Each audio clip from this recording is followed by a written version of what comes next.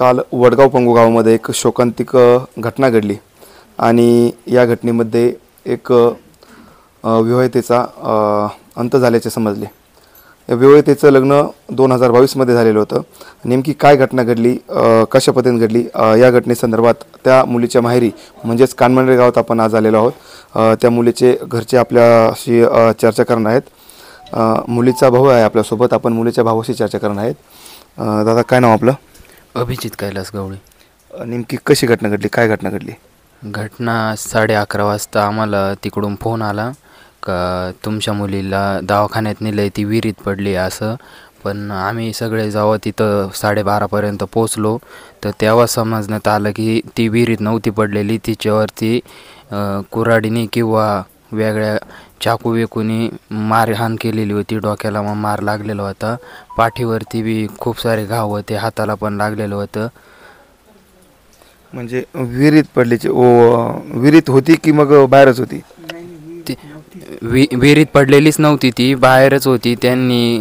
त्यांनी घरात काय केलं असेल ते करून आणि नंतर विहिरीत टाकून दिली होती।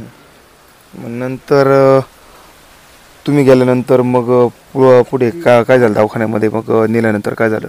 पोस्टमॉर्टम वगैरे झालं का? हो, पोस्टमॉर्टम आम्ही नाशिकला केला। नाशिकला केला। पोलीस प्रशासनाचं काय म्हणणं होतं याच्यावरती? पोलीस प्रशासनाचं असं म्हणणं होतं की पोस्टमॉर्टम मनमाडलाच करावा, पण आम्ही नाशिकला गेला। त्यानंतर त्यांनी पोलीस प्रशासनाने त्यांना ताब्यात घेऊन टाकलं होतं।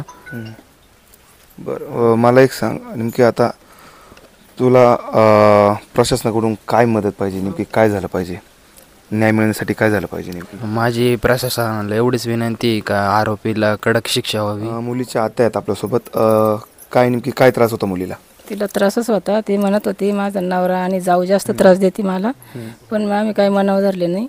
आणि ते मग त्यांनी विहिरीचं नाव सांगितलं आणि मनमाडच्या सरकारी दवाखान्यात टाकेल होते। इकडून माणसं गेल्यानंतर मग ते पळून गेले। भायावाता जवळ त्याला 2 चापटे टाकले आहे ना, पण त्याला लगेच गाडी तयार होती, ते निघून गेले। आणि मग तिला आम्ही उताना खाताना करून पाहिलं तर त्याच्या डोक्याला मार होता, डोक्याला कुऱ्हाड टाकेल होती, पाठीला वळ होते आणि हाताला चारा ओळखू येत नव्हता, डोळे बिळे सगळे असे चाकून घाव घालेले होते। त्याच्यामुळे तिची अवस्था वाईट होती। त्यांना कडक शिक्षा व्हावा आणि त्यांना काहीतरी आम्हाला न्याय मिळाला पाहिजे, एवढीच आमची अपेक्षा आहे, बाकी काही नाही। शरीरावरती घाव दिसत होते? सगळे घाव दिसत होते, फारच ते ओळखूच येत नव्हता चारा तिचा। वारंवार छळ करायचे आणि पैसे पण मागायचे। ट्रॅक्टर घेण्यासाठी त्यांना 2 लाख रुपये पण दिले, तरी पण छळ त्यांचा चालूच होता। आत्ता परत पण त्यांचं तेच चालू होतं। सोसायटीचं कर्ज काढून त्यांना 2 लाख रुपये दिले। म्हणजे पैशासाठी छळ होता? पैशासाठी छळ करायचे आणि मूलबाळ होत नव्हतं त्यामुळे छळ करायचे, संशय घ्यायचे। तुमच्या बहिणीला मूलबाळ होत नाही म्हणून छळ करायचे? म्हणून संशय घ्यायचे ते सारखे। छळ पण भरपूर केला। 12:02 फोन आला, सासऱ्याने मला फोन केला का ती विहिरीत पडली आणि बोलती म्हणत तुम्ही तात्काळ तुम्ही दोघं येऊन लागा। तर मी गेलो तर प्रत्यक्ष पाहत होते ती मनमाडला सरकारी दवाखान्यात बेशुद्ध, म्हणजे ती जायलाच होती। मग त्याला विचारलं का होई नाही म्हणून, ती चिड झाली होती। परंतु मग त्यांचं ज्या वेळेला बोलण्याची पद्धत त्याचा भाया होता, ते म्हणून नाही म्हणत ते तुम्हाला मी तेव्हा सांगितलं होतं की हिची वागणूक अशी, माझी वागणूक तशी।